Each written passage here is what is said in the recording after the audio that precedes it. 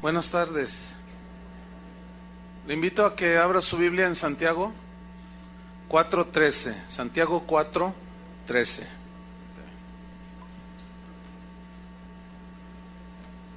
Estamos continuando con nuestra serie Temas de importancia para la iglesia. Y hoy vamos a tocar otro tema que se ha arraigado dentro de la iglesia cristiana, y es un tema que ha causado pues mucha confusión a los cristianos, y se titula ¿Es bíblico decretar? Y vamos a leer Santiago 4 versículo 13. Cuando lo tengan digan ya.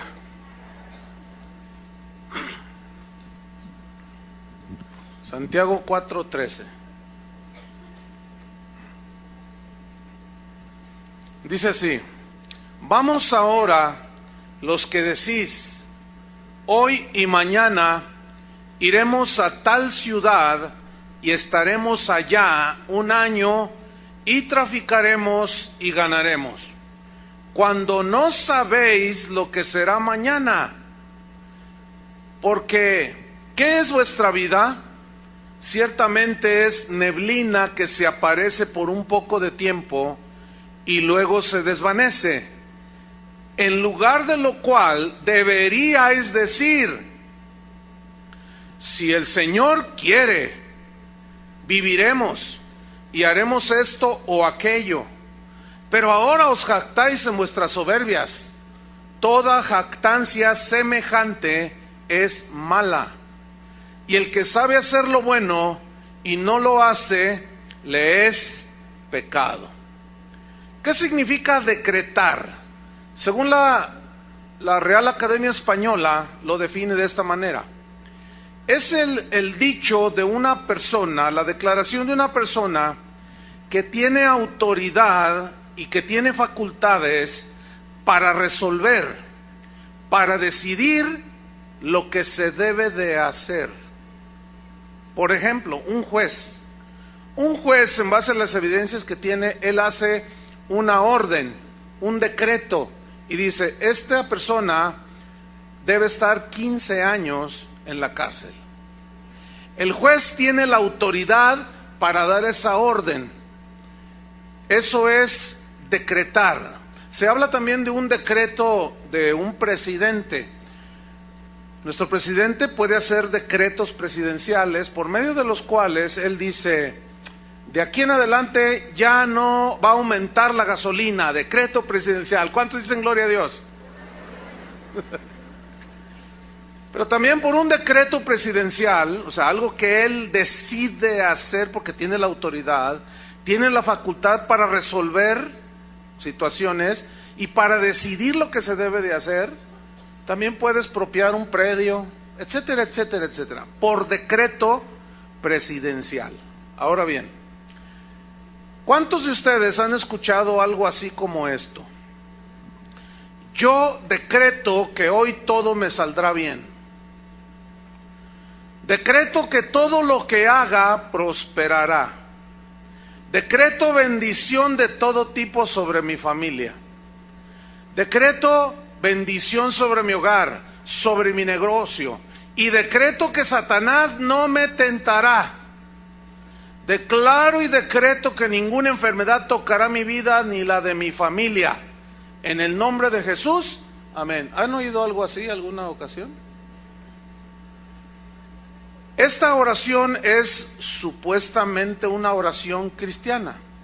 Ahora vamos a ver un decreto de un esotérico que me encontré allí en internet. Oigamos su decreto de él.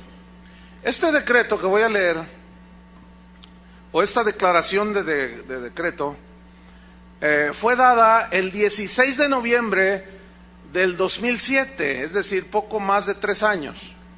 Y dice el decreto así: decreto que no haya miseria en el mundo. ¿Ya se fue la miseria?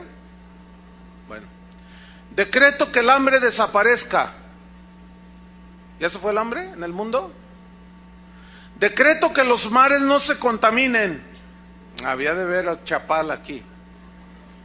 Decreto que los animales sean libres y que puedan correr sin miedo alguno. El que va a correr soy yo. Imagínate un tigre ahí corriendo en libertad. Pero este está bien romántico. Este decreto está romántico. Decreto que en el aire vuele el aroma del amor. A ver todos. Respiren el aroma del amor. Porque aquí un esotérico decretó. Decreto que la maldad ya no exista más y que se extinga. Decreto que todo lo malo cambie y que todo lo bueno abunde. Decreto que a todos les sean concedidos todos sus deseos. Decreto que a los que amo tengan todo lo que se propongan tener y hacer. Yo decreto mi libertad y mi prosperidad. ¿Cuál es la diferencia? Bueno, enseguida de este decreto de un esotérico, estaba un comentario de una persona. Se lo voy a leer el comentario que dejó allí escrito. Dice así: los que me conocen no les va a sorprender esto, pero los que no me conocen van a decir, esta mujer está loca, porque no cree lo que decreta. Dice, hoy siento que mi alma explota. Tengo ganas de gritar y de decir todo lo que pienso, todo lo que siento, porque no me llega nada de lo que decreto. Ya llevo días en que pienso mucho en esto. Por más que decreto, me pasan cosas y me dan impotencia, me da tristeza y quiero encontrar la solución, quiero tenerla, me siento frustrada al no encontrarla. Por más que declaro y decreto, no sucede nada.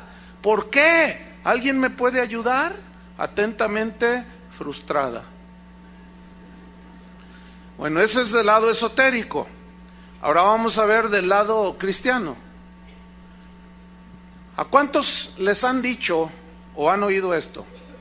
Decreto que tus finanzas se liberan de tal forma que llega mucho dinero a tu cuenta de banco en forma milagrosa. Lo decreto. En un mes, a más tardar, recibirás la bendición económica que esperas. Yo lo declaro en el nombre de Jesús. Bueno, pasa el mes. 5 semanas para ser generosos. Y no sucede nada. Tu cuenta de banco no solo no creció, se vació. Y te quedas frustrado. Entonces vas con el profeta decretador y tú le dices, oiga, señor profeta, no me ha sucedido nada de lo que usted decretó. Entonces él te dice, de seguro estás en pecado, por eso no sucede. O te falta fe para que recibas la bendición de Dios. Entonces a mí me sale una pregunta.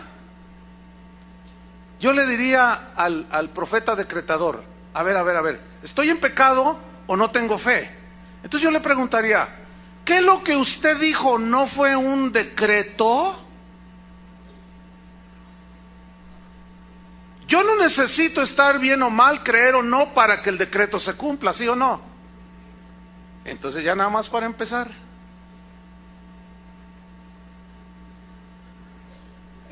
Bueno, contesta el profeta decretador, ¿verdad? A ver, contésteme, señor profeta. Bueno, te reprendo, Satanás, por cuestionarme. Bueno, entonces esto ya no es ni decreto tampoco, porque no se cumplió, y un decreto se debe cumplir, ¿sí o no? Según la definición. Entonces, si no es un decreto, entonces no es ni más ni menos que un conjuro chamánico. ¿Qué es un conjuro? La Real Academia Española define conjuro como una fórmula mágica que se dice, como una expresión que se recita o algo que se escribe con el fin de conseguir algo que se desea. Es una declaración mágica para que algo suceda. O sea, yo decreto, yo hago, yo digo, con la esperanza de que suceda. Pero resulta que entonces ya no es un decreto, porque el decreto se cumple. El único que puede decretar en ese sentido de una manera soberana es Dios. ¿Por qué? Porque Él es el Rey de Reyes, Él es el soberano Señor del cielo y de la tierra. ¿Qué significa que Dios es soberano? Significa que nadie le dice a Él lo que haga, que Él no le pide consejo a nadie, que nadie le da instrucciones. Significa que Él tiene todo el poder y la autoridad para hacer como bien le plazca. Eso significa que Dios es soberano. Deuteronomio 26, versículo 16. Deuteronomio 26, 16. Dice así: Jehová tu Dios te manda hoy. ¿Quién es el que manda, hermanos? Dios. Hasta donde yo sepa, no han cambiado los planes de Dios. Él sigue gobernando a la iglesia, Él sigue siendo cabeza de la iglesia. Y en la cabeza está el cerebro, que es el que ordena, ¿cierto? Entonces, queda claro, no hay ningún problema, ¿verdad? ¿Quién es el que manda? Dios, ok. Jehová tu Dios te manda hoy que cumplas estos estatutos y decretos. ¿Quién es el que va a decretar cómo se hagan las cosas? Cómo se digan las cosas, cómo creas las cosas, cómo se deben de hacer las cosas. ¿Quién es el que decreta? Dios. Cuida pues de ponerlos por obra con todo tu corazón y con toda tu alma. Has declarado solemnemente hoy que Jehová es tu Dios. El problema con el decreto y la declaración es que son diferentes. Una declaración es algo que ya, por ejemplo, yo digo, yo declaro que el Señor está aquí. Eso no es un conjuro, sino es una aseguración, porque el Señor está aquí, porque Él prometió estar con nosotros todos los días hasta el fin del mundo. Entonces, yo declaro y proclamo que el Señor está con nosotros. Esa es una verdad. No estoy diciendo decreto que Él está aquí. No, ¿cómo que decreto? Suena hasta raro, ¿no? Entonces no hay que confundir lo que es una declaración de algo que Él ya hizo a un decreto que es lo que yo quiero y ordeno que suceda. Entonces estamos viendo que Dios es el que decreta. Pero luego dice en el 17, y tú has declarado solemnemente hoy que Jehová es tu Dios, y que andarás en sus caminos, y guardarás sus estatutos, sus mandamientos y sus decretos, y que escucharás su voz. Entonces, según esta definición de decretar, según la Real Academia Española, que es la autoridad y facultad que tiene una persona para resolver asuntos, para decidir lo que se debe y no se debe hacer, en base a esa definición, a mí me surgen dos preguntas. Número uno, ¿será bíblico que los cristianos decreten y digan lo que debe suceder? Número dos, ¿será bíblico que los cristianos decreten su prosperidad? ¿Será bíblico que los cristianos decreten su felicidad o su éxito empresarial? Yo encontré por lo menos 3 problemas graves en esta doctrina. Número 1, agrede a Dios. ¿Por qué? Porque agrede a Dios mismo en sus planes que Él tiene para cada uno de nosotros. Por ejemplo, cuando yo me convertí, Él tenía una voluntad específica para mí, como lo tiene para ti. Cuando yo empecé a caminar con el Señor, era indudable que yo sentía un llamado. Yo quería servir a Dios, pero yo quería ser evangelista, porque a los evangelistas pues les va mejor que a los pastores, porque los evangelistas llegan, predican y se van, y los pastores no, se quedan con todo el ovejerío, ¿verdad? Entonces yo miraba a mi pastor y decía, no, es que ser pastor no. Entonces, si yo hubiera decretado, yo soy evangelista, lo declaro en el nombre de Jesús. Y Dios tenía un plan para mí diferente, y Él quería, según su voluntad, que yo fuera pastor. Entonces ahí ya hay un problema, ¿no? Y yo sé, bueno, en aquel entonces, cuando yo recién convertido, no se usaba eso de decretar, eso es nuevo. Entonces, yo seguí mi vida, pero yo quería ser evangelista, hasta que un día el Señor, yo sentí que casi literalmente me tomó así como del cuello y me levantó así, y me dijo: ¿tú vas a ser lo que tú quieres ser, o serás lo que yo quiero que tú seas? ¿Y qué quieres que, Señor? ¿Qué quieres que sea yo? Tú vas a ser pastor. Pero ¿qué tal si yo me pongo a decretar por fe que yo soy evangelista? Entonces ya me metí en un problema. Entonces estoy agrediendo al plan de Dios para mi vida. Entonces, ¿quién soy yo para estar decretando y decretando y decretando cosas en mi vida? Eso encontré en primera instancia. Número 2, agrede la soberanía de Dios. ¿Por qué? Porque Él y solo Él es quien decide cómo serán las cosas. Por ejemplo, a Pablo lo libró de la muerte varias veces, pero a Esteban no. En la primera predicación que dio, lo mataron. ¿Por qué? Porque fue un acto soberano de Dios, ¿sí? De todos los apóstoles, Juan fue el único que murió de muerte natural. A los demás, a unos les cortaron la cabeza, los traspasaron con una espada, a otros lo lanzaron de una parte alta y se desparramó todo. O sea, y a Juan no, Juan murió de viejito. ¿Por qué? Porque Dios es soberano. Entonces, si yo me pongo, si por ejemplo, el apóstol Pedro, que fue crucificado de cabeza, Dios le reveló que lo iban a matar. También a Pablo. Pablo dijo: el Señor ya me reveló que el tiempo de mi partida está cercano. Y él supo que iba a ser sacrificado. Dice: porque estoy pronto para ser sacrificado. Entonces, si él hubiera creído en esto, ¿qué si él hubiera orado? Yo decreto que moriré en mi cama leyendo la Biblia. Yo lo decreto. ¿Ahí qué? Estaría él diciendo: yo no acepto tu soberana voluntad, Señor, porque no me agrada eso de que me vayan a cortar la cabeza. Así fue como murió Pablo, lo decapitaron.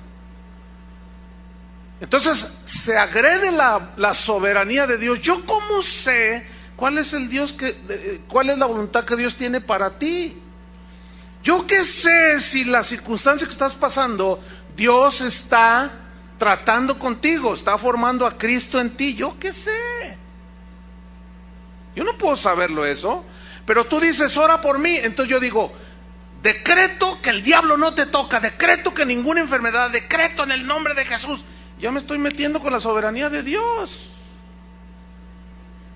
Y la tercera cosa que yo encontré es que el que decreta se pone en lugar de Dios, porque Dios es el rey soberano y Él está en su trono.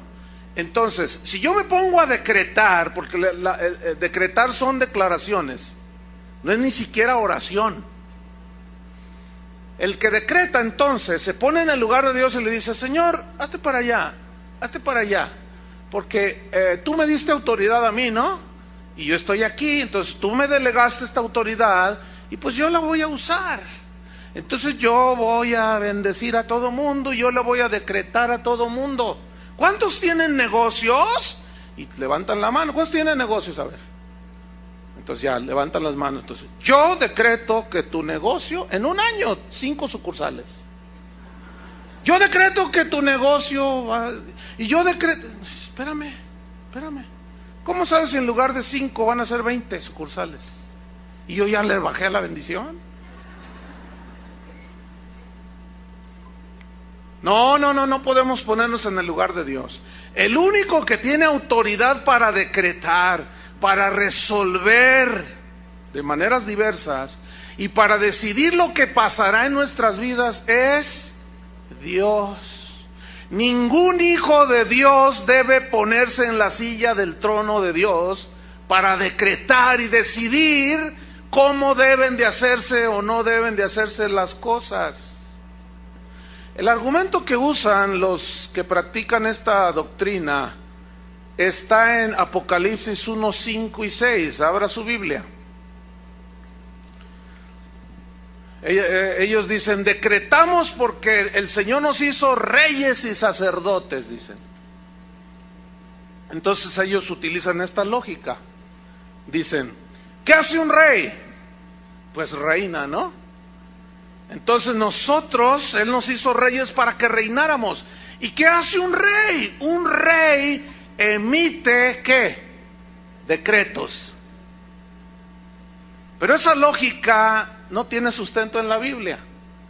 Vamos a escudriñar aquí. Apocalipsis 1:5, ¿ya lo tiene?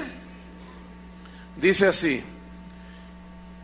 y de Jesucristo el testigo fiel, el primogénito de los muertos y el soberano de los reyes de la tierra, al que nos amó y nos lavó de nuestros pecados con su sangre.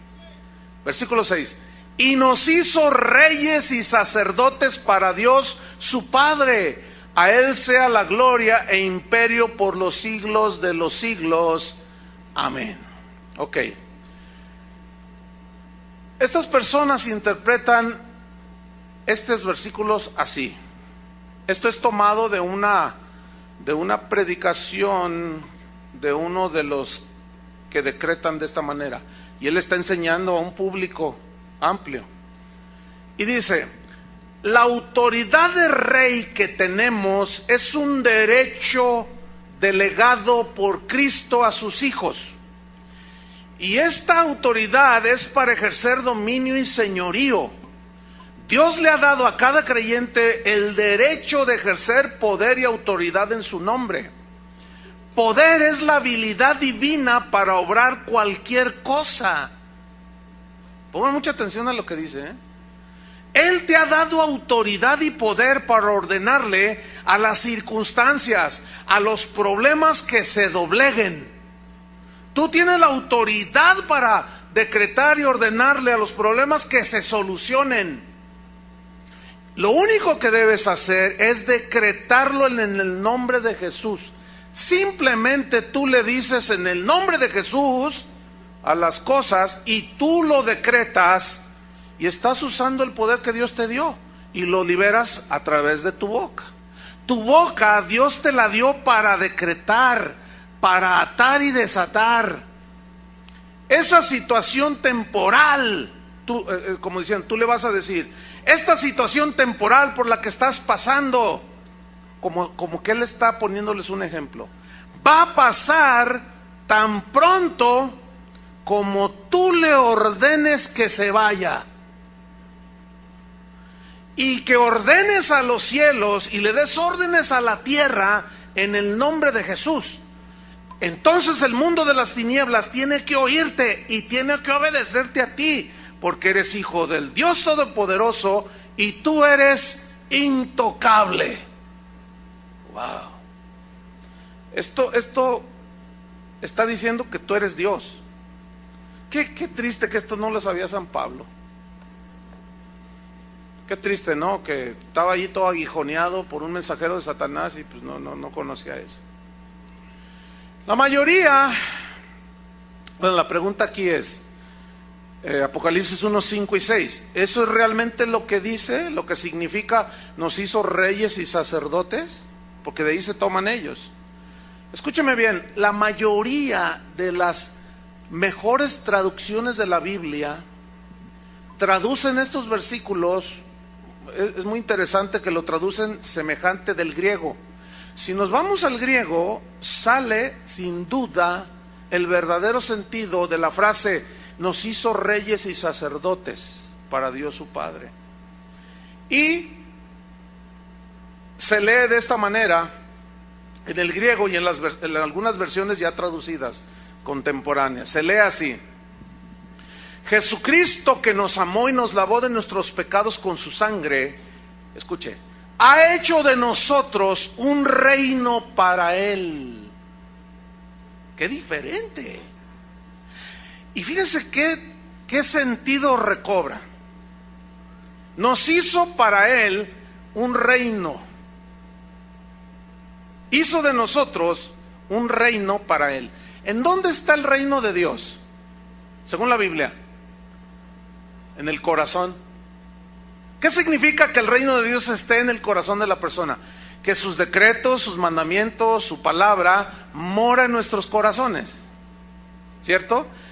Y donde hay un reino, hay un rey. No puede haber dos reyes.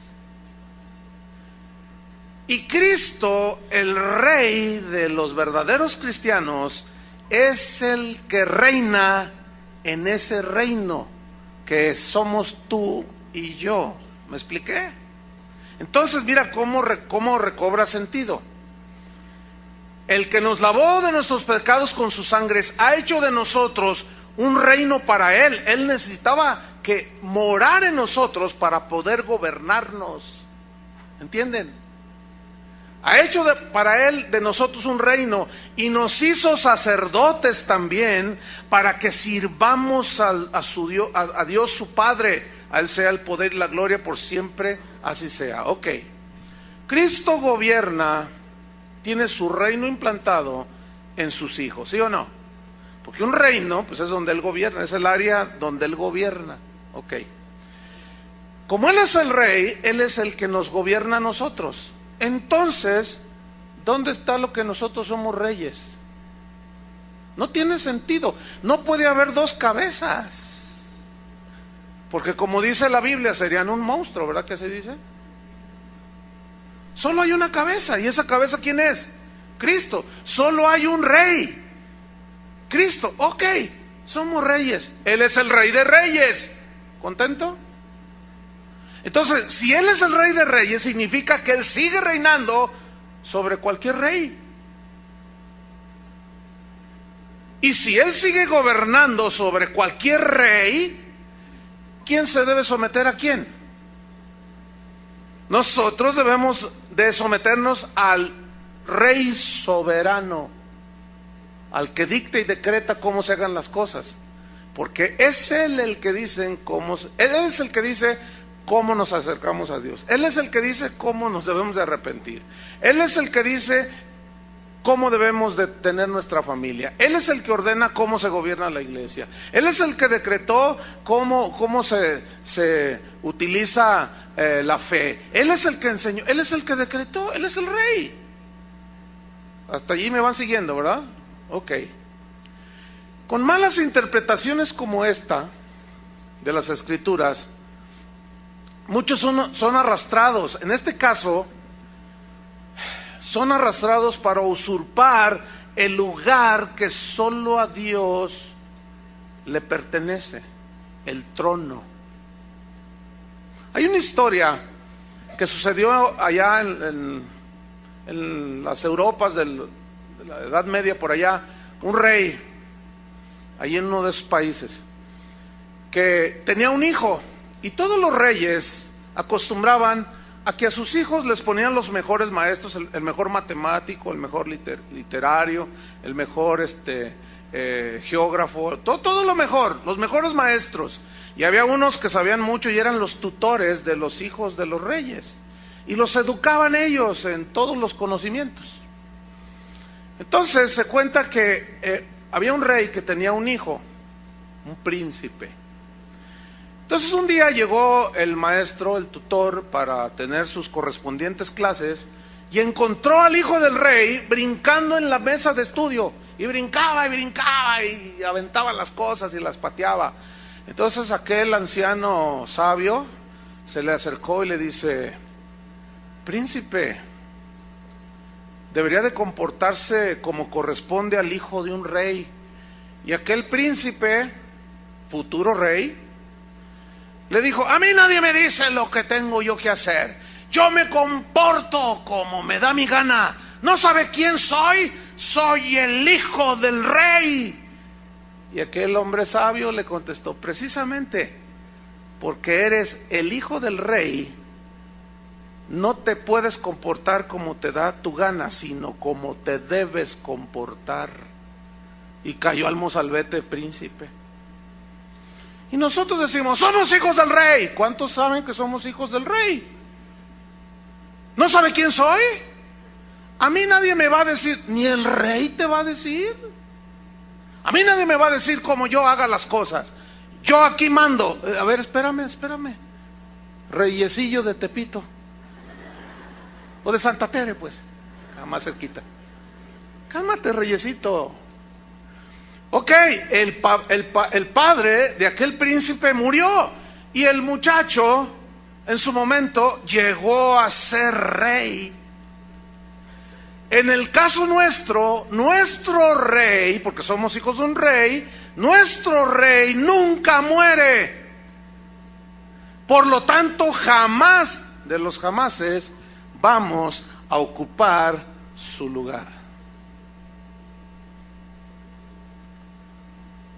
¿Contentos o no de ser hijos de un rey? Pero ya entendiste que nunca llegarás a ser rey. El rey es Él. Y si lográramos ser reyes, vamos a suponer que Él, repito, Él sigue siendo y será por toda la eternidad Rey de reyes y Señor de señores. Y seguirá gobernando su reino que está en nuestro corazón. Otro argumento que sacan a la luz los que creen eso de que somos reyes y por lo tanto debemos decretar cómo se hagan las cosas, está en Juan 14, versículo 12. Juan 14, 12.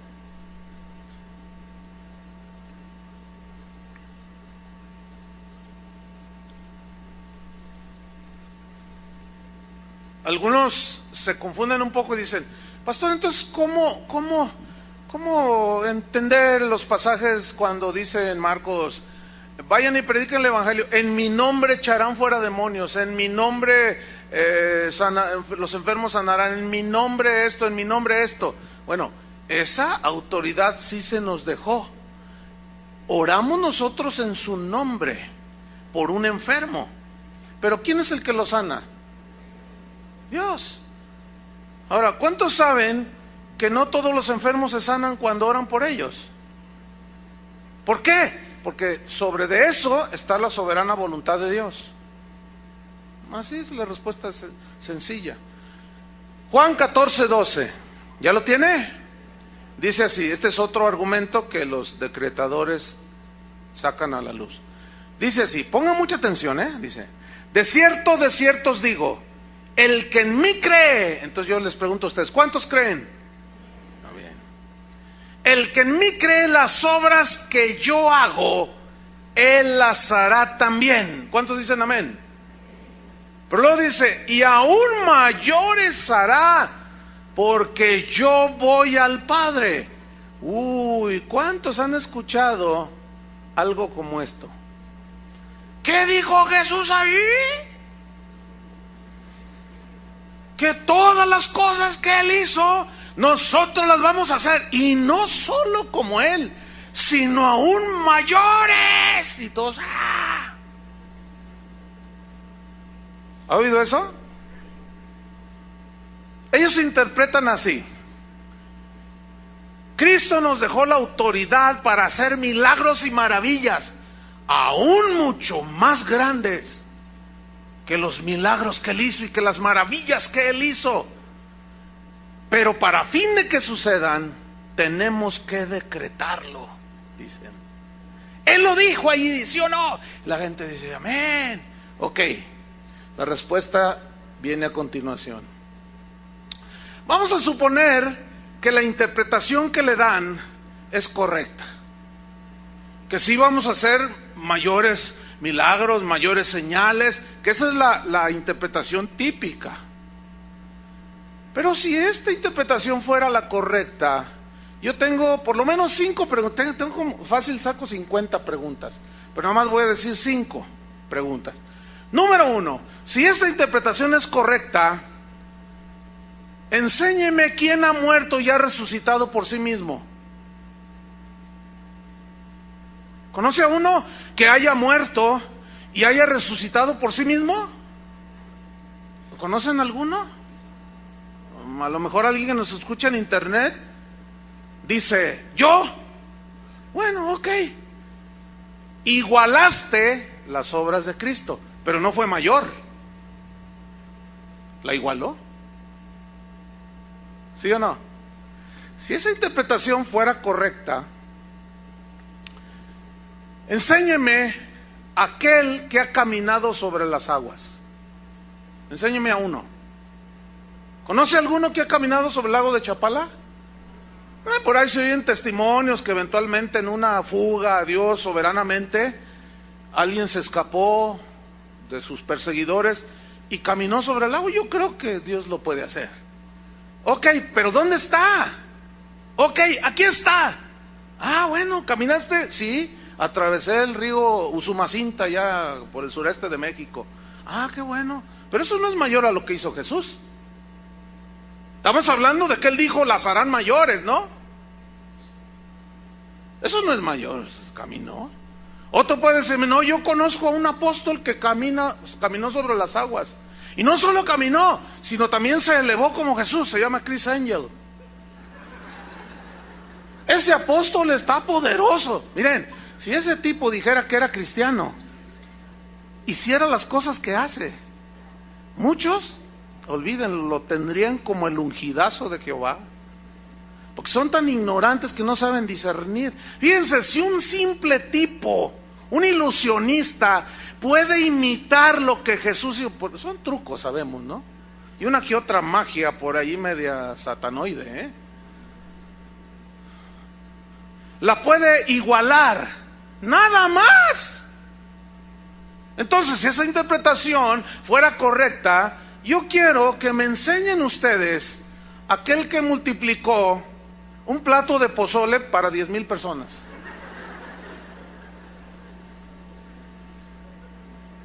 Que hayan ido, no sé, a lo mejor había una campaña a las afueras de Guadalajara y había allí 2,000 personas y alguien de buena, no había vendimia, no había cosas que vendieran, los oxxos quedaban muy lejos. Entonces la gente tenía hambre y alguien dijo, pues yo traje mi plato de pozole, señor apóstol, tráemelo para acá. Entonces que lo haya levantado y denles a todos. ¿Quieren con cebollita? ¿Quieren con picante? ¿Cómo quieren? Aquí ahorita.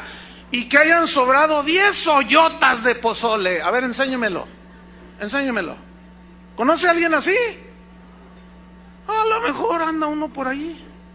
Ok, pero igualó, nada más. ¿Sí o no? Una quinta pregunta. Enséñeme al apóstol que haya pasado una pared con la puerta cerrada, como lo hizo Cristo después de haber resucitado. Enséñenme a uno. ¿Hay alguno? ¿Conoce alguno? Métanse a internet y pregunten. Quizás por allí anda. Y si logran encontrarlo, no es más de lo que Jesús hizo. Pregunta, entonces ¿a qué se refirió Cristo? Cuando dijo, mayores cosas harán, es obvio que a milagros y señales y maravillas no se refirió.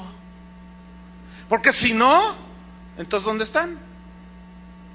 Todos esos que predican de que nosotros haremos mayores cosas que Cristo, ellos no hacen, ni siquiera lo igualan. No pueden ni creer para que se les multiplique el pan en su casa y van al monte de Piedad a empeñar el reloj en el nombre de Jesús. O sea, no solo ni las igualamos siquiera, mucho menos las hacemos mayores.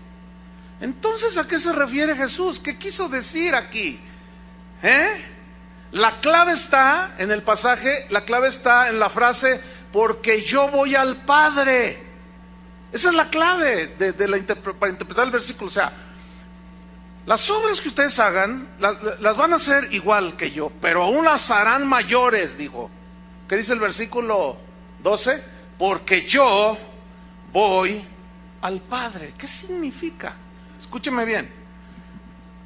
La única manera en que los verdaderos creyentes harían las obras mayores que Cristo fue cuando Jesús les dijo: pero no los dejaré huérfanos, les enviaré el Espíritu Santo. Y ellos lo recibieron en Pentecostés. Ese Espíritu Santo vino sobre los creyentes, y entonces fue cuando los apóstoles hicieron obras mayores que Jesús. Pero no está hablando de milagros, porque no hay un milagro registrado en la Biblia que sea mayor que los que hizo Jesús. Entonces, ¿a qué se refiere? ¿Sabe a qué se refiere, hermano? Se refiere a la extensión del reino de Dios en la tierra. ¿Y de dónde saca usted eso, hermano? Seguimos leyendo.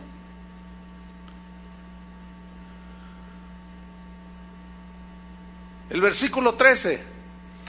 Quiero que note usted cómo está ligado hacer obras mayores a la oración. ¿Lo alcanza a ver? Versículo 13. Está ligado a la oración. Y si todo lo que pidierais al Padre en mi nombre, lo haré para que el Padre sea glorificado en el Hijo. Si algo pidierais en mi nombre, yo lo haré. Y si me amáis, guardad mis mandamientos. Número 1. ¿Cuál fue su mandamiento cuando Él se despidió de ellos? Id y predicad el Evangelio. O sea, extiendan el Evangelio. En mi nombre echarán fuera demonios. En mi nombre orarán por los enfermos, sanarán. En mi nombre harán estas cosas. Pero ya establecimos y vimos que no se refería a lo milagroso, sino a la extensión del reino. ¿Por qué? ¿Saben por qué, hermanos? ¿Sabían ustedes que Jesús no viajó más allá de 300 kilómetros a la redonda? Él nunca salió de la región de Judea. Nunca salió. Sus 33 años que Él vivió, ahí los vivió. 300 kilómetros a la redonda, nunca salió. Jerusalén no llegaba ni a 60,000 la población de ese tiempo. Entonces, ¿qué sucede cuando viene el Espíritu Santo que les prometió? Ellos fueron por todos lados. ¿A dónde?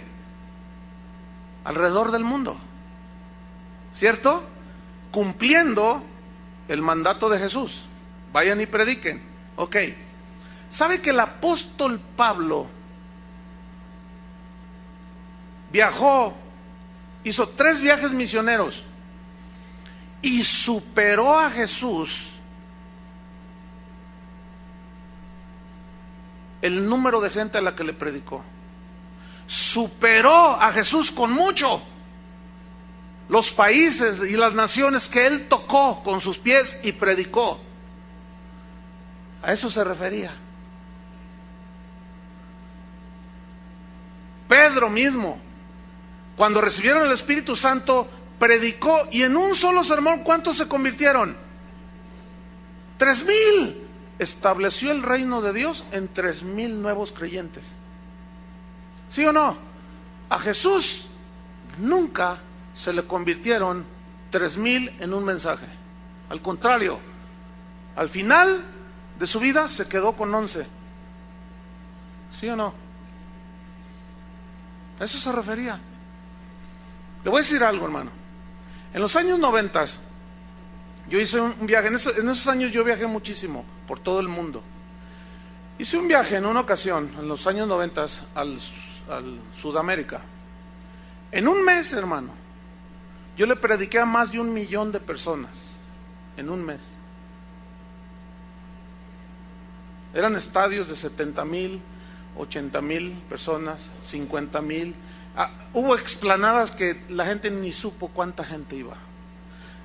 El sistema de audio que usaban, como esas bocinas que están ahí arriba, equivalían por lado, llenaban hasta arriba todo lo que es esta plataforma, por lado.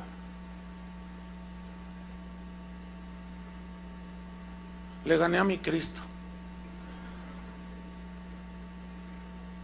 A eso se refería, hermanos.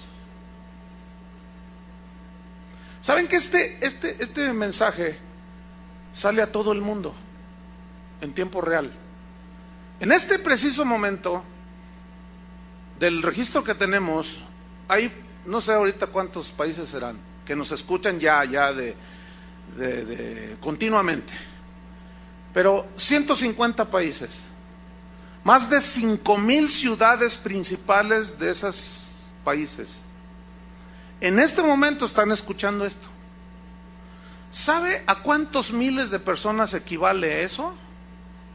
Imagínense nada más. Cuando yo termino de predicar, en una hora, la gente descarga hasta 8,000 veces, 8,000 descargas en una hora este mensaje, en una hora. Yo me asusto. Cristo nunca tuvo un auditorio así. No sé si me estoy explicando. O sea, lo que estoy diciendo obviamente pues, está lejos de jactancia y esas cosas, ¿no? Usted entiende. Pero ya ve que hay gente que saca del contexto los audios y luego te hacen que hagan lo que quieran. ¿Sabe usted que en los tiempos de Jesús, Jerusalén tenía 55,000 habitantes? Y la fiesta más concurrida era la fiesta de la Pascua, que venían de África, venían de Asia, gente que se desplazaba, inundaban las calles de Jerusalén, y como son estrechas, o sea, que era un hervidero de gente. A lo más se juntaban 180,000 personas. Bueno, 180,000 personas nunca fue un auditorio al cual Jesús le hablara. El auditorio más grande al que Jesús predicó fue en el sermón, cuando él multiplica los panes. Dice que había 5,000 varones, sin contar las mujeres y los niños. Y vamos a ser generosos, vamos a poner 20,000 personas, contando las mujeres y los niños. Ya ven que son las que más abundan, y los que más abundan son como más nobles con el Señor y como que se acercan más al Señor. Y los varones hasta se duermen cuando van a la iglesia. Entonces, 20,000, bueno, vamos a ser generosos, 25,000. Ese fue el auditorio más grande de Jesús. Mire, yo no tengo el cálculo, pero ¿se puede imaginar cuánta gente me está escuchando ahorita? No sé. Dice Héctor Ursúa que el contador parece reguilete, que no se para. Cuando la gente ingresa a la página, porque hay un contador que registra cuántas visitas son. Con el desafío del ministerio dice, ¿sabes qué? Hubo récord de audiencia, fueron quién sabe cuántos puntos y quién sabe cuánta cosa, que solo los entendidos en eso saben entender. Pero a eso se refirió Jesús, hermanos, no hacer milagros más grandes que los de él, porque ¿dónde están? ¿Dónde están? Entonces es obvio que no se refería a eso, sino a la extensión del reino. Entonces estamos llegando a una conclusión. ¿Son bíblicos los decretos que hacen los cristianos? A mí me interesa no que funcione, sino qué dice la Biblia. ¿Sí o no? Entonces cuando yo voy a la Biblia, porque esto es para los que creen en la Biblia, no todos los que se dicen cristianos creen en la Biblia, ¿eh? Hay unos como por ejemplo los católicos dicen creemos en la Biblia, pero en las tradiciones también, en la tradición de la iglesia. Otros dicen, bueno, creo en la Biblia, pero en la revelación de mi apóstol. Creo en la Biblia, pero en las revelaciones proféticas que me da Pancho Pantera, el profeta Pancho Pantera. No. Las escrituras son la fuente para el cristiano, son la única fuente de revelación para el cristiano. Entonces las escrituras son las que nos van a decir a nosotros qué creer y qué no creer, no lo que se me antoja a mí. porque son los decretos de Dios. Pablo decía, deben de acostumbrarse a no pensar más allá de lo que está escrito, les dijo a los corintios. Entonces a mí me interesa qué dice la Biblia. Ahora, ¿cómo enseñó Jesús a orar? Porque él enseñó a sus discípulos. Vamos a Mateo, vamos rápido. Mateo capítulo 6, versículo 6. Aquí está el sermón del monte, curiosamente, que empieza desde el capítulo 5 hasta el 7. Y está enseñando a una multitud que estaba allí en el monte, a las faldas del monte. Y él se sentó y comenzó a enseñar a sus discípulos. Y aquí en Mateo 6, versículo 6, él está enseñando sobre la oración. Pregunta, ¿por qué no les enseñó sobre decretar? ¿Ah? ¿Por qué él no les iba a enseñar algo que le compete a él solamente? Así de fácil. Mateo 6:6. ¿Listos? Dice así, él está enseñando. Mas tú cuando decretes, ¿así dice? No, porque ni siquiera el decretar es oración. El decretar es una afirmación. ¿Sí o no? No, aquí Jesús dice, cuando ores, ¿qué es orar? ¿Alguien puede decirme qué es orar? Hablar con Dios, así de sencillo. Señor, estoy triste. Fortaléceme, mi hijita está enferma, Señor, necesita sanidad, yo sé que tú puedes sanarla. Entonces tú le pones tus manos y oras por ella en el nombre de Jesús, y tú estás orando, o simplemente estás orando y le estás diciendo, gracias Señor por estos alimentos que me voy a comer, por este plato de pozole no multiplicado. Mas tú cuando ores, dice, entra en tu aposento, pongan mucha atención, y cerrada la puerta, ora a tu Padre que está en secreto.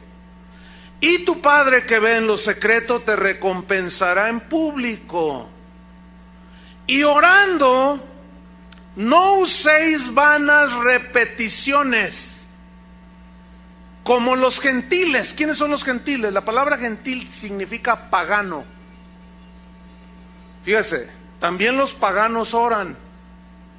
Dice, pero tú no seas como los paganos que usan vanas repeticiones, que piensan que por su palabrería serán oídos. Ellos piensan.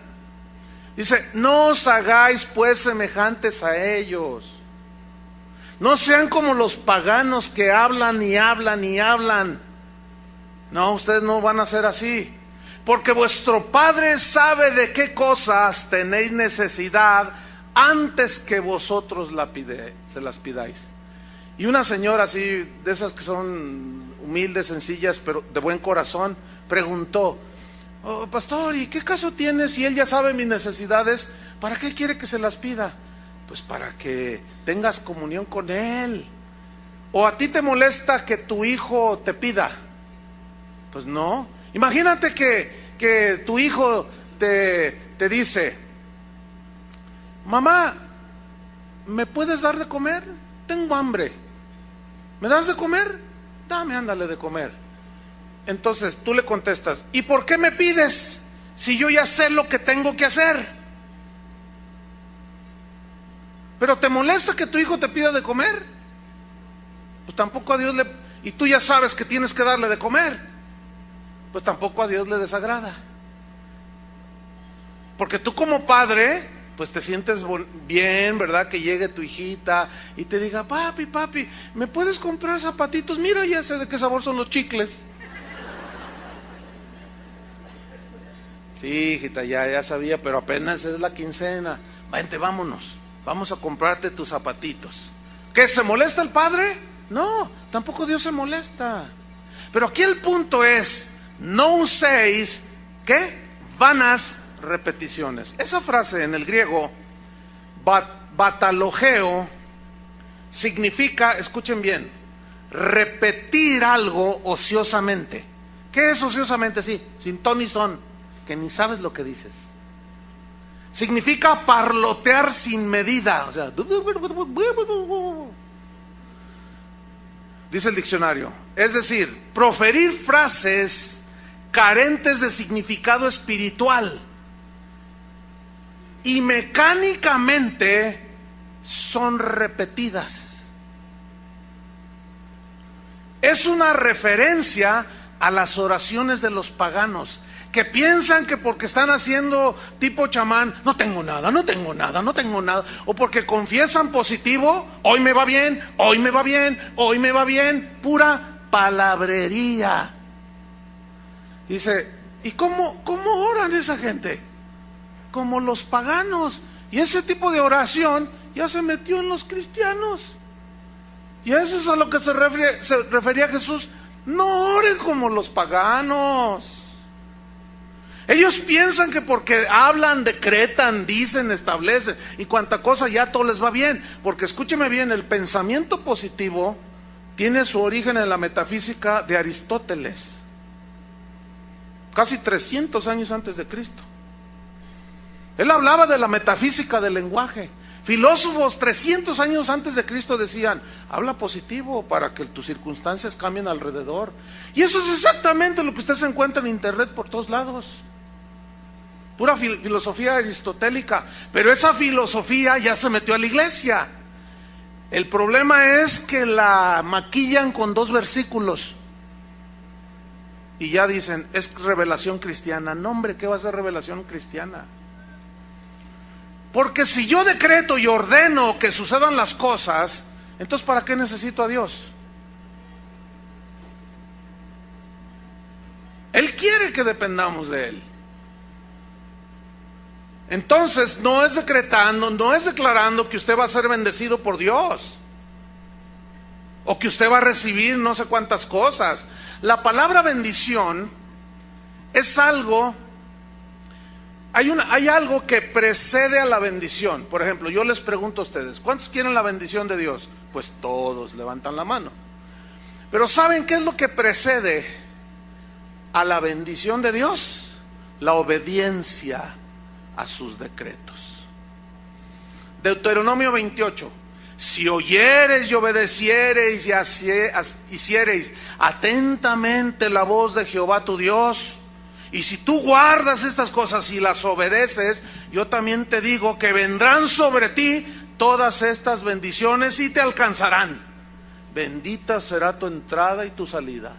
Bendita será tu casa, bendita será el fruto de tu vientre, bendito tu trabajo, bendito todo lo que hagas, bendito esto, prestarás a otros, tú nunca irás al monte de piedad a pedir prestado.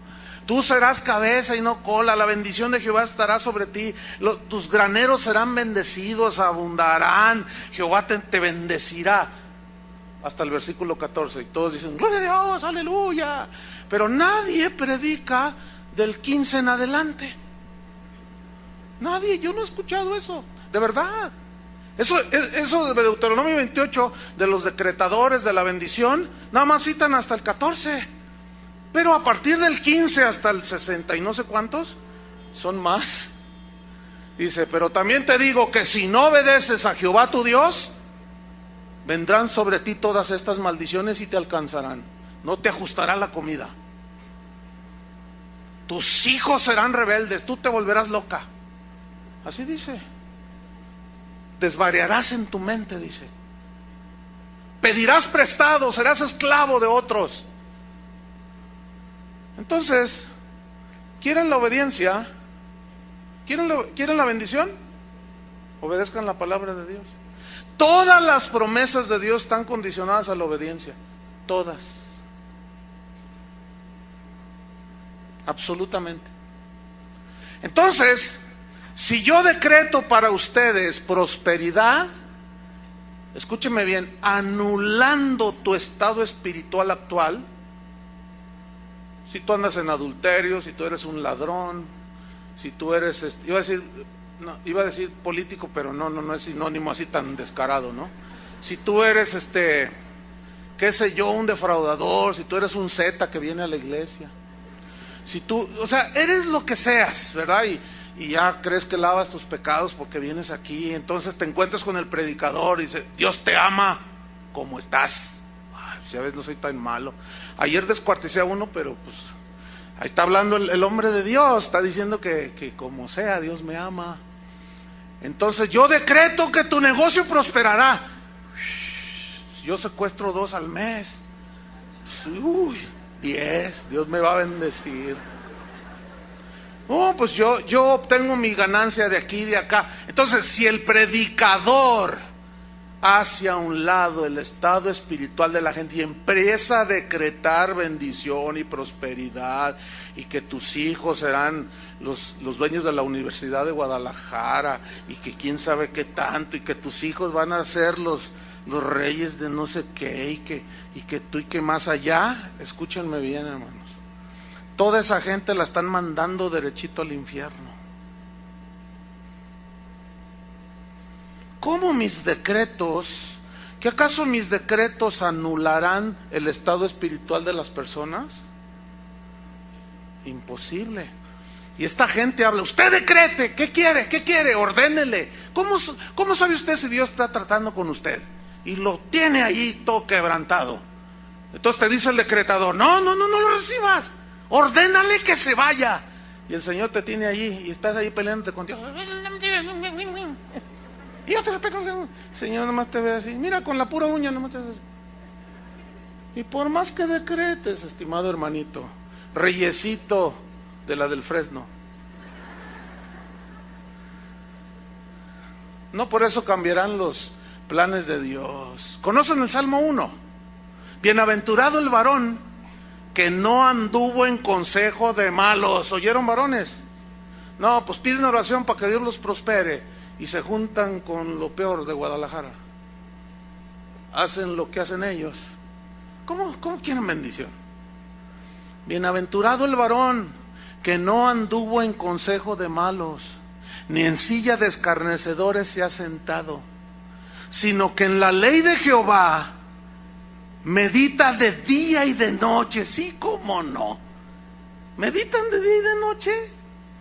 Se la pasan viendo la televisión. Y así quieren la bendición. ¿Por qué tengo malos pensamientos, pastor? Libérame. ¿De qué te libero? Es que tengo muchos pensamientos. Haga una oración de liberación. No, espérame. No.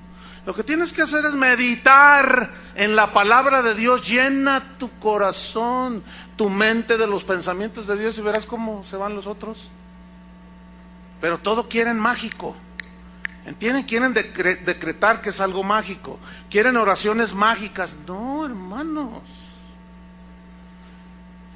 El hombre, pues, que camina, como dice el Salmo 1, será como un árbol plantado junto a corrientes de agua, que da, ¿qué? Fruto en su tiempo, y su hoja no cae, y todo lo que hace prosperará. Fíjense todo lo que dice antes de la prosperidad. No son los decretos, hermanos, no, es la obediencia. ¿Acuerdan de Abraham? ¿Han oído de Abraham, no? Dice, no lo busquen, en Hebreos 11:8 dice, por la fe Abraham, siendo llamado, obedeció, ahí está la clave, obedeció para salir al lugar que había de recibir como herencia. Muchos quieren la herencia y no obedecen, aunque decretes, mi estimado. Abraham, para fin de recibir la herencia, ¿qué es una herencia? Es riqueza, ¿no? ¿Alguno de ustedes ha recibido una herencia algún día? ¿Cuántos han recibido herencias? Algunos han recibido una herencia. Pues, ¿qué se siente? Bueno, a mí me dejó también algo mi papá, ¿verdad? Pero hay algunos que les dejan bastante, ¿no? Imagínate, ¿no? Pues esto te dejó tu papá, entonces tú ves ahí y dices, ay, pues gracias, papi, ¿verdad? Pues soy tu hijo, ¿verdad? Y quedaste bien bendecido materialmente. Una herencia, ok. Pero en el caso con Dios, sus promesas son nuestra herencia. Pero para fin de tener y que las promesas de Dios se cumplan en nosotros, ¿qué pide Dios? Obediencia, hermanos. Le dice a Abraham, salte de tu tierra y de tu parentela. ¿A dónde tú salte? ¿A dónde? Que te salgas. Dice que salió sin saber a dónde iba. Eso sí, es obediencia, hermanos. Yo me lo imagino así. Y Sara más asustada. Sara, vámonos, agarra tu maleta lo que puedas. Y ahí venía la señora. ¿Y a dónde vamos a ir? ¿Cuál autobús tomamos? Pues no, mira, todavía no se inventan, Sara. Pero vamos a caminar, vamos a ver. No, Dios no me dijo a dónde. Dice que salió sin saber a dónde iba. Y en ese obedecer a Dios, el Señor lo guió y lo guió. Fíjate qué tremendo. Hermanos, no es por decretos, ni por anhelos de nosotros, es por obediencia. Pero escúchenme bien, aún siendo obedientes, eso no significa que no va a haber pruebas en tu vida. Job era un hombre temeroso de Dios, justo, recto, íntegro, y Dios lo probó bien tremendo. ¿Qué me dice de Pablo? Pablo era un varón de Dios, temeroso de Dios, ¿sí o no? Irreprensible en los caminos del Señor, fiel a Dios hasta la muerte. Y lo persiguieron, una vez lo apedrearon, le dio un aguijón porque se querían enorgullecer, y el Señor le mandó un aguijón ahí para que tumbarlo y humillarlo, y que él no confiara en sí mismo, y lo postró allí en tierra, aún siendo un siervo obediente, hermano. Entonces estamos llegando a la conclusión de que ¿quién es el que gobierna? ¿Quién es el que establece cómo se hacen las cosas? ¿Quién es el que decreta qué decir, qué hacer y qué no hacer? Dios. Y nosotros, de nosotros ha hecho un reino para Él, donde Él reina. Y yo debo dejar que Él reine. Y yo tengo que ser humilde ante el Rey de Reyes y Señor de Señores. Para irnos sobre el final, Santiago 4:13, que fueron nuestros textos iniciales. Santiago 4:13 al 17. Ahora, fíjese cómo cobran vida estos versículos, después de lo explicado. Sígame allí en Santiago 4:13. Dice así: vamos ahora, como diciendo, ya cálmate, cálmense ya. ¿Qué se creen? Eso es lo que significa vamos ahora. Síganme. Vamos ahora, ya cálmense. Cálmate, Juanito, ya con tus cositas. Cálmense ya los que dicen, hoy y mañana iremos a tal ciudad y estaremos allá un año y traficaremos, comerciaremos, significa, y ganaremos. Cálmate, le dice Santiago.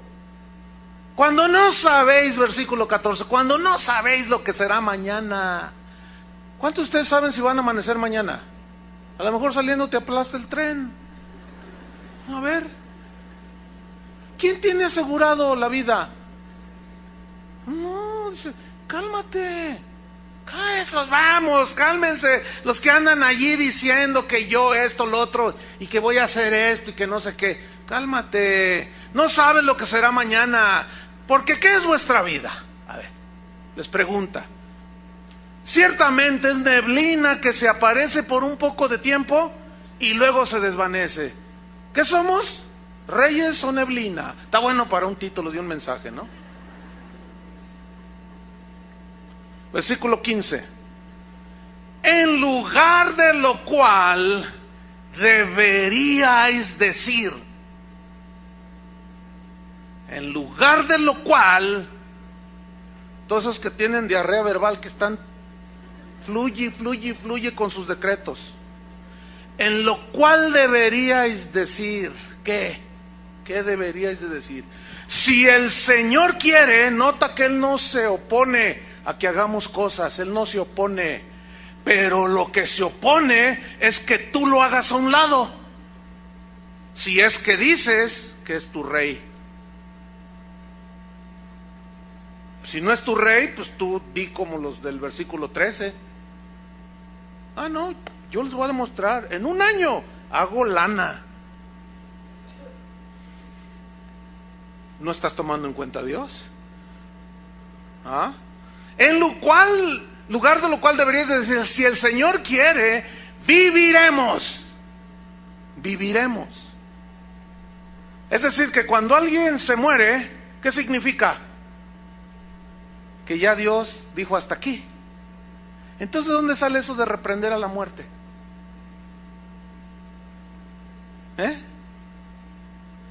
Porque he oído a los cristianos, ¿no? Y si están reprende y atando y no sé cuánto y decretando que la muerte se larga y se muere el enfermito ahí y están todos así derrotados, pero obviamente el decretador dice, no, lo que pasa, les faltó fe, el diablo se lo llevó, los deja peor a los deudos ahí. De lo cual deberíais decir, si el Señor quiere, viviremos y haremos esto o aquello. 16, pero ahora, dice Santiago, os jactáis en vuestras soberbias. ¿A qué soberbia se refiere? A que la gente de ese tiempo de Santiago decía, yo voy a hacer esto, voy a ganar, yo voy a hacer esto, voy a hacer lo otro. Cálmate, soberbio. ¿Y dónde está la voluntad de Dios para ti? ¿Y dónde está Dios ahí en todo lo que tú quieres hacer? Bueno, es que Él nos dejó la autoridad para decretar.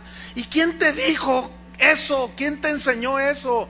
No seas soberbio. Dice el 16, pero ahora os jactáis en vuestras soberbias. Toda jactancia, escuchen, semejante es mala. ¿Qué significa jactancia semejante? Que hagas a un lado a Dios.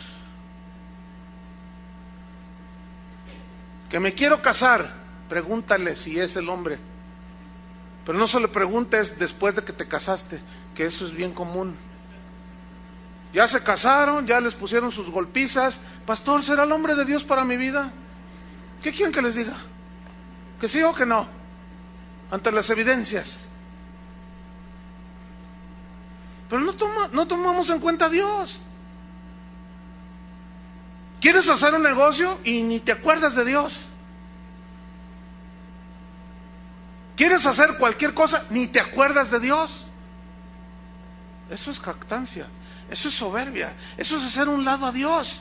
En lo cual deberíais decir, si Dios quiere. ¿Saben que un hermano hace 1 año y medio me dijo, pastor, fíjate que Dios nos bendijo, bueno, recibimos una herencia y bueno, a mí Dios me ha bendecido, queremos hacerte a ti y a tu esposo un regalo de aniversario de bodas. Ah, hermano, ¿de veras? Sí. Queremos regalarte un viaje a Europa. Órale. Todo pagado, todo. 3 semanas y media, casi un mes. Pero vamos a hacer un viaje, dice, porque yo te voy a acompañar, me gustaría acompañarte. Vamos a ir a todos esos países donde Pablo predicó. Y vamos a estar en los lugares donde él predicó. Y vamos a ir a donde Martín Lutero predicaba. Y vamos a ir donde John Hus en Escocia. Y vamos a conocer los lugares donde... Ese era el tipo de viaje. Así, no, pues yo me emocioné. Entonces le dije, bueno, pues oremos y si Dios quiere, vamos. Entonces ya el itinerario y todo, me dice, mira, este es el primer viaje, de aquí vamos a volar a España, si Dios quiere, allí vamos a estar 2 días, vamos a visitar ahí no sé qué, a Barcelona, donde desembarcó quién sabe quién, luego de allí, si Dios quiere, de allí volamos a Alemania, y si Dios quiere, de ahí nos pasamos, pues Dios no quiso.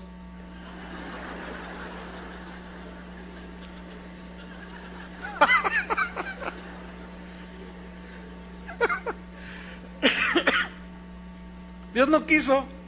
A 1 semana de irnos, unos días, pum, que le da un infarto al hermano. Y casi se andaba muriendo. Y me dice, vete tú, Chuy, están todos los boletos. Le dije, no, ¿cómo crees? Si te mueres tengo que regresarme. Le dije, no, además no haría yo una cosa así. O sea, se me haría de muy mal gusto. Imagínate, te mueres y pues ¿cómo? No, llego tarde a tu velorio. Y todo risa y risa, ¿no? Pero Dios no quiso. Ahora, usted debería de preguntarme a mí, ¿y cuál fue tu reacción? Está buena esa pregunta, ¿no? Pues como si nada hubiera pasado. Simplemente Dios no quiso. Y yo no me frustré. Aquí está mi esposa. Padre, ¿por qué me haces esta? Ya van 4. Porque ya van 4, 2, 3 veces ya con las maletas casi para irnos a Israel, y empiezan a tirar bombas 2, 3 días antes y se vuelve a cancelar. Pero ya sé lo que están pensando algunos que me están oyendo, porque los de aquí ya no piensan así. No, usted oró mal. El diablo lo robó. Usted debió de haber decretado, porque eso era una bendición. Usted debería de haber atado al diablo. Usted hubiera reclamado, usted hubiera. Usted debería de haber hecho. Más bien, deberías de decir, si el Señor quiere. ¿O no? Eso fue lo que dije yo. Pregunta, ¿el diablo me robó? ¿Perdí una bendición porque no decreté? Bah, no me venga con esas. Yo estoy contento con la voluntad de Dios, hermano. Cuando mi padre murió, que estaba ahí en su cama, yo oré. Yo tengo fe, yo he orado por mucha gente que se ha sanado. Y yo oré por él, le dije, Señor, yo sé que tú lo puedes sanar, no hay nada imposible para ti. Y empecé a orar, y me dice, no, ni ores, me dijo. Me lo voy a llevar ya. Así me dijo, claramente. Ya es su tiempo para él. Pues yo me levanté, porque me dice el Señor, ve y habla con tu mamá, que por allí debe andar mi mamá. Ve y dile a tu mamá que ya me lo voy a llevar, prepárala. Y me levanté, voy con mi mamá y le empecé a hablar. Fíjese, mamá, la Biblia dice esto, y que el Señor, Él es dueño, y cuando Él quiere. Y hablé como 1 hora y media con ella. Me regresé al cuarto, estaba Carlos, eras tú, ¿verdad? Estaba Carlos, no estaba Berta, estaba mi esposa y yo. Estábamos en el cuarto de mi padre, allí ya en coma mi papá. Y vimos claramente cuando él se movió, hizo así, y murió. Y le llamé al doctor, oigan, venga a ver a mi papá. No, se acaba de morir tu papá. Y murió, yo lo vi morir. ¿Se lo llevó el diablo? ¿Debí de haber reprendido a la muerte? A mí Dios me dijo, no ores, es su hora. Y me lo llevo. Decreto que ese niño, ya ven, ni funciona, no se calla. A ver niño, ¿dónde estás?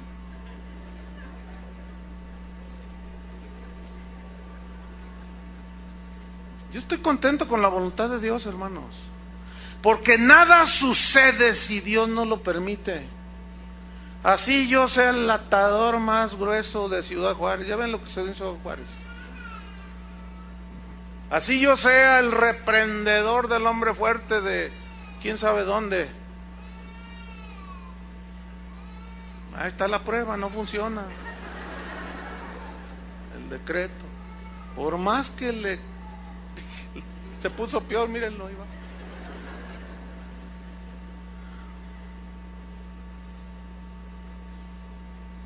Pero lo terrible está en el versículo 17, hermanos, y terminamos. Y al que sabe hacer lo bueno y no lo hace, le es pecado. ¿Qué significa el que sabe hacer lo bueno? Significa que tú incluyas a Dios en tus planes. Ese es el contexto, no está cambiando de tema. Ahora ustedes ya saben hacer lo bueno, ¿no? ¿Qué es? Juan decía, si pedimos alguna cosa conforme a su voluntad, Él nos oye. Significa Él nos responde. Lo cual significa que yo le puedo pedir algo que anhelo y deseo, pero si no está en su voluntad, Él no está obligado a responderme. Tengo otro tema allí que he estado desarrollando, que se va a llamar ¿contesta Dios todas las oraciones? La respuesta es no. ¿Y las que no responde, qué son, falta de fe? No, necesariamente. Porque entonces Pablo no tuvo fe cuando oró 3 veces a Dios que le quitara el aguijón y no se lo quitó. Pero eso ya será otro tema. Entonces, orar conforme a su voluntad Eso es lo que tenemos que hacer nosotros. Cuando uno de sus discípulos se acercó a Jesús, le dijo: Señor, enséñanos a orar. ¿Qué le dijo Jesús?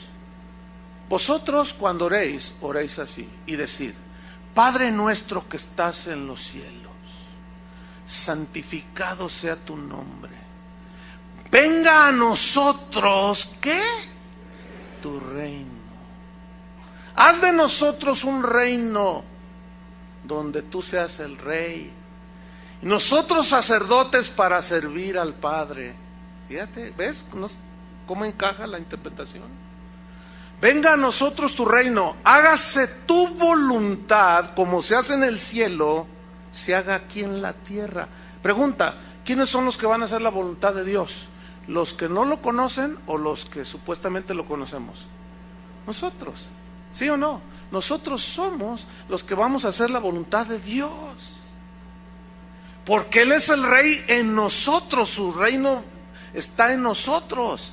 Entonces tú y yo somos los que vamos a hacer la voluntad de Él, no nuestra propia voluntad. Pero luego viene algo que no les gusta a los de la prosperidad. Danos hoy 2 millones de pesos en nuestra cuenta. ¿Así dice? Danos hoy nuestro pan de cada día, o sea, cada día horas, esperando tu provisión de Dios. ¿Ha oído a los predicadores esos que dicen: no te conformes con ese carrillo, no te conformes con esa casilla allá en Santa Cecilia, no te conformes con esa ropilla que traes? Los hijos de Dios visten con las mejores marcas, los hijos de Dios traen los mejores carros, los hijos de Dios tienen las mejores casas. Cálmate, Nerón. ¿Dónde dice eso? Juan el Bautista apenas le alcanzaba para un par de chanclas y un vestido de camello. ¿Que no tenía fe? ¿Que no era hijo de Dios? Ningún profeta como Juan, dijo Jesús, ha habido. Y ese ni camello traía. No, que no nos venga con esas cosas. Y analice bien, hermano, lo que escucha. Y siempre váyase a la Biblia. Siempre. Y perdona nuestros pecados, nuestras ofensas, así como nosotros perdonamos a los que nos ofenden. Y no nos dejes caer en la tentación. Y líbranos del mal. ¿Quién va a librar? ¿Tus decretos? ¿O Dios es el que nos libra? Amén. Oremos. Te damos gracias, Señor, por tu palabra que alimenta nuestro espíritu. Gracias porque tu palabra dice que el que se enaltece será humillado y el que se humilla será enaltecido. No podemos tomar tu lugar, Señor. Tú has dicho: clama a mí y yo te responderé, y te enseñaré cosas grandes y ocultas que tú no conoces. Pero ahora, Señor, ya no hay clamor, ahora hay decretos, supuestas órdenes de cómo se hacen las cosas.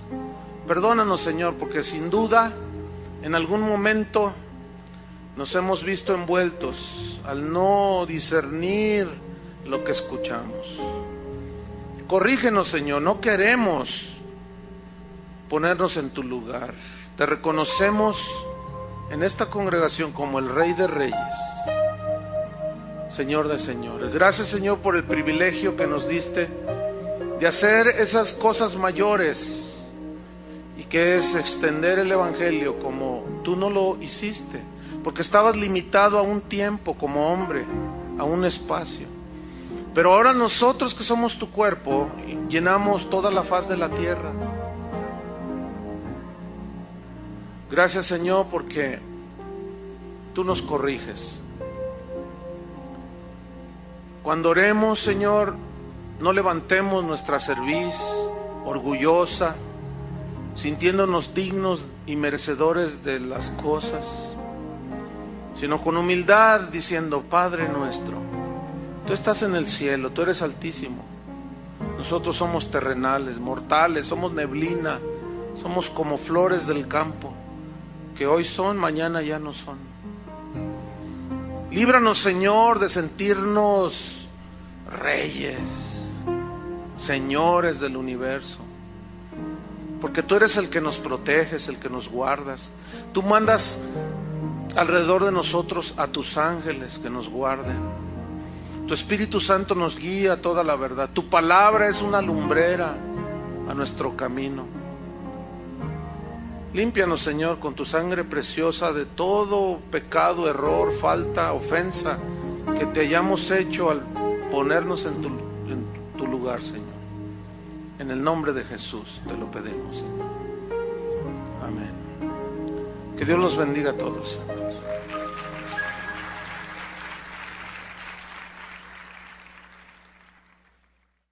Me da tristeza y quiero encontrar la solución, quiero tenerla, me siento frustrada al no encontrarla.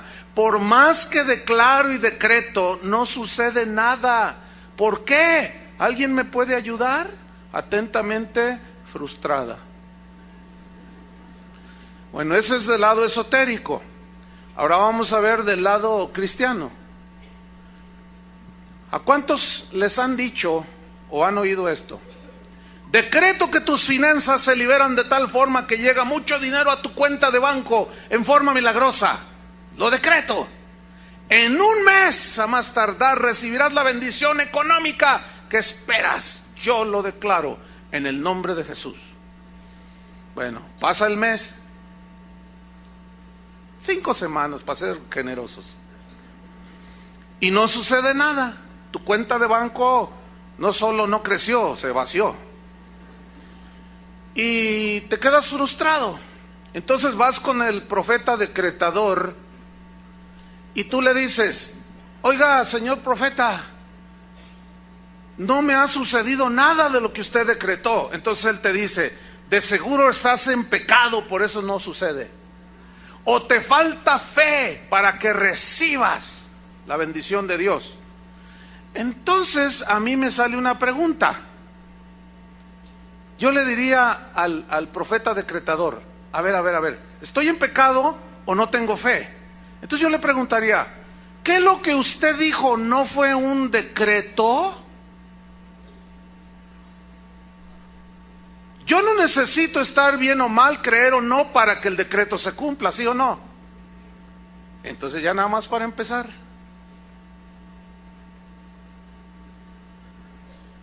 Bueno, contesta el profeta decretador, ¿verdad? A ver, contésteme, señor profeta. Bueno, te reprendo, Satanás, por cuestionarme. Bueno, entonces esto ya no es ni decreto tampoco, porque no se cumplió. Y un decreto se debe cumplir, ¿sí o no? Según la definición. Entonces, si no es un decreto, entonces no es ni más ni menos que un conjuro chamánico. ¿Qué es un conjuro? La Real Academia Española define conjuro como una fórmula mágica que se dice, como una expresión que se recita o algo que se escribe con el fin de conseguir algo que se desea. Es una declaración mágica para que algo suceda. O sea, yo decreto, yo hago, yo digo, con la esperanza de que suceda. Pero resulta que entonces ya no es un decreto, porque el decreto se cumple. El único que puede decretar en ese sentido de una manera soberana es Dios. ¿Por qué? Porque Él es el Rey de Reyes, etcétera, etcétera, por decreto presidencial. Ahora bien, ¿cuántos de ustedes han escuchado algo así como esto? Yo decreto que hoy todo me saldrá bien. Decreto que todo lo que haga prosperará. Decreto bendición de todo tipo sobre mi familia. Decreto bendición sobre mi hogar, sobre mi negocio. Y decreto que Satanás no me tentará. Declaro y decreto que ninguna enfermedad tocará mi vida ni la de mi familia. En el nombre de Jesús, amén. ¿Han oído algo así alguna ocasión? Esta oración es supuestamente una oración cristiana. Ahora vamos a ver un decreto de un esotérico que me encontré allí en internet. Oigamos su decreto de él. Este decreto que voy a leer, o esta declaración de decreto, fue dada el 16 de noviembre del 2007, es decir, poco más de 3 años. Y dice el decreto así: decreto que no haya miseria en el mundo. ¿Ya se fue la miseria? Bueno. Decreto que el hambre desaparezca. ¿Ya se fue el hambre en el mundo? Decreto que los mares no se contaminen. Había de ver a Chapal aquí. Decreto que los animales sean libres y que puedan correr sin miedo alguno. El que va a correr soy yo. Imagínate un tigre ahí corriendo en libertad. Pero este está bien romántico. Este decreto está romántico. Decreto que en el aire vuele el aroma del amor. A ver todos. Respiren el aroma del amor. Porque aquí un esotérico decretó. Decreto que la maldad ya no exista más y que se extinga. Decreto que todo lo malo cambie y que todo lo bueno abunde. Decreto que a todos les sean concedidos todos sus deseos.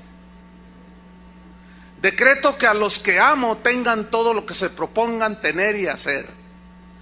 Yo decreto mi libertad y mi prosperidad.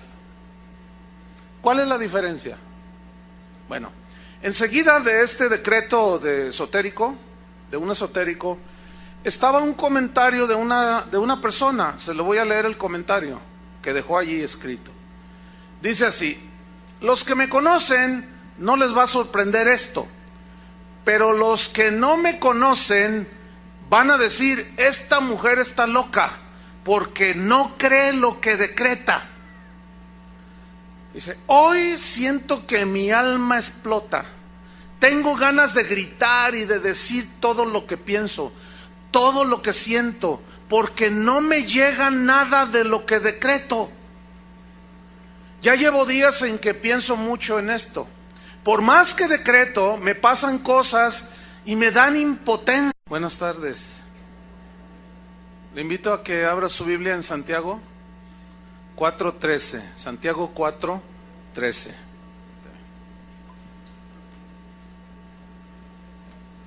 Estamos continuando con nuestra serie Temas de importancia para la iglesia.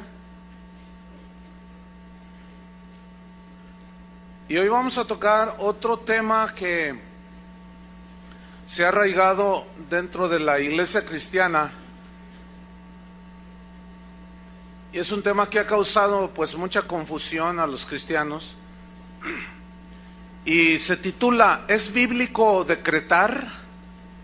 Y vamos a leer Santiago 4, versículo 13. Cuando lo tengan, digan ya.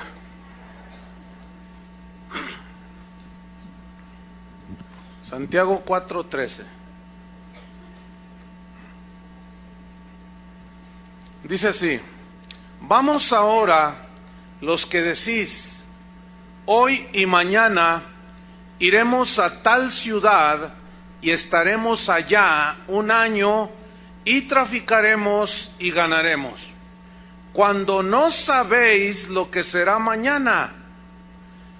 Porque, ¿qué es vuestra vida?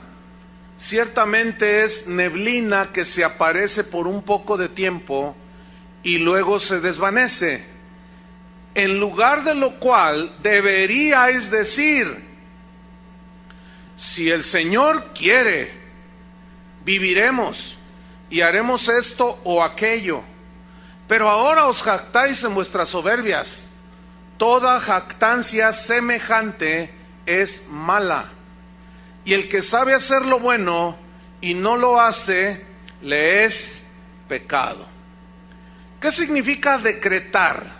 Según la Real Academia Española lo define de esta manera: es el dicho de una persona, la declaración de una persona que tiene autoridad y que tiene facultades para resolver, para decidir lo que se debe de hacer. Por ejemplo, un juez. Un juez, en base a las evidencias que tiene, él hace una orden, un decreto, y dice, esta persona debe estar 15 años en la cárcel. El juez tiene la autoridad para dar esa orden. Eso es decretar. Se habla también de un decreto de un presidente. Nuestro presidente puede hacer decretos presidenciales por medio de los cuales él dice, de aquí en adelante ya no va a aumentar la gasolina, decreto presidencial. ¿Cuántos dicen gloria a Dios? Pero también por un decreto presidencial, o sea, algo que él decide hacer porque tiene la autoridad, tiene la facultad para resolver situaciones y para decidir lo que se debe de hacer. También puede expropiar un predio, etcétera, etcétera. ¿Los cristianos decreten su prosperidad?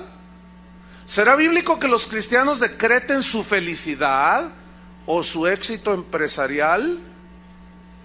Yo encontré por lo menos 3 problemas graves en esta doctrina. Número 1, agrede a Dios. ¿Por qué?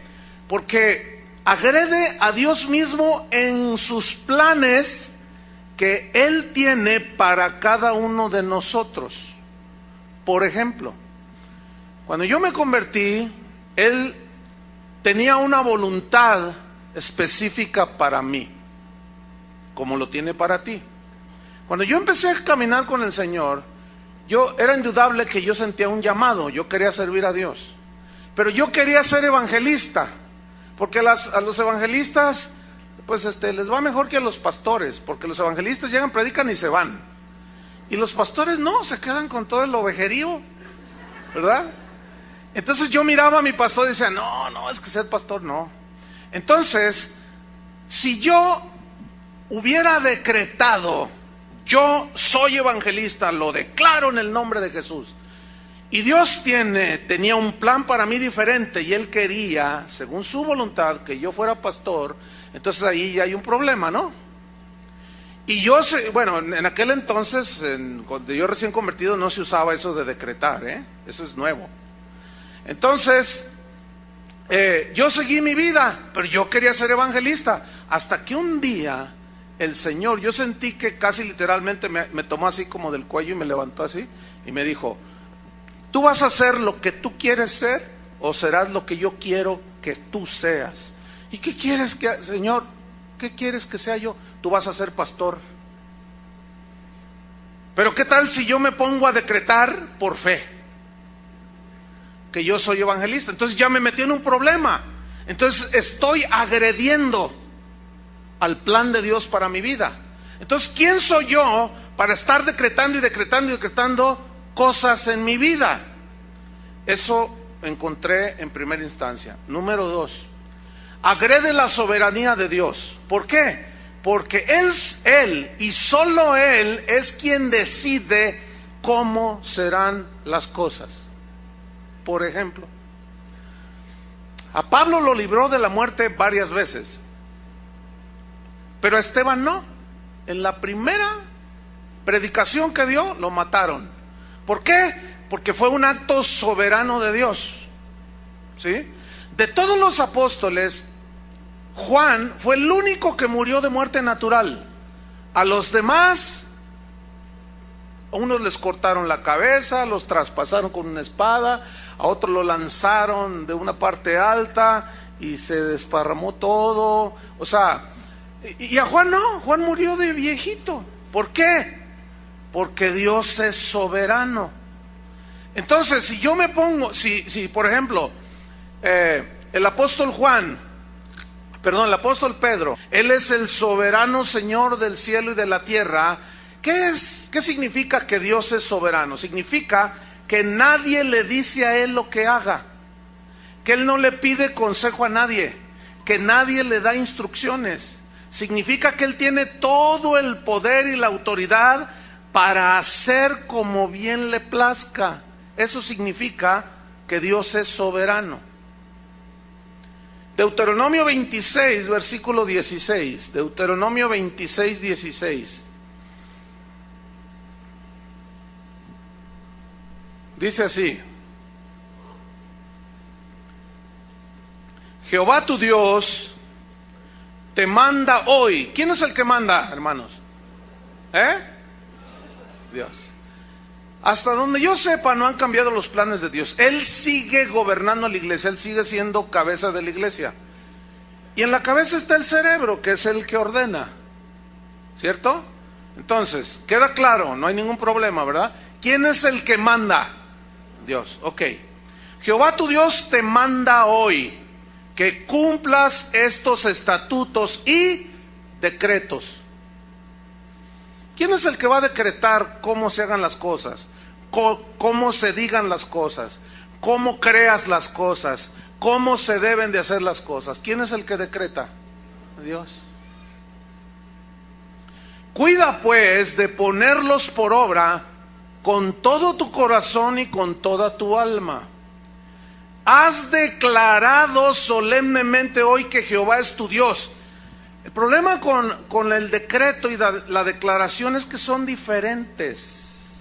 Una declaración es algo que ya, por ejemplo, yo digo, yo declaro que el Señor está aquí. Eso no es un conjuro, sino es una aseguración porque el Señor está aquí, porque Él prometió estar con nosotros todos los días hasta el fin del mundo. Entonces, yo declaro y proclamo que el Señor está con nosotros. Esa es una verdad. No estoy diciendo decreto que Él está aquí. No, ¿cómo que decreto? Suena hasta raro, ¿no? Entonces no hay que confundir lo que es una declaración de algo que Él ya hizo a un decreto que es lo que yo quiero y ordeno que suceda. Entonces estamos viendo que Dios es el que decreta. Pero luego dice en el 17, y tú has declarado solemnemente hoy que Jehová es tu Dios, y que andarás en sus caminos, y guardarás sus estatutos, sus mandamientos y sus decretos, y que escucharás su voz. Entonces, según esta definición de decretar, según la Real Academia Española, que es la autoridad y facultad que tiene una persona para resolver asuntos, para decidir lo que se debe y no se debe hacer, en base a esa definición, a mí me surgen dos preguntas. Número uno, ¿será bíblico que los cristianos decreten y digan lo que debe suceder? Número dos, ¿será bíblico que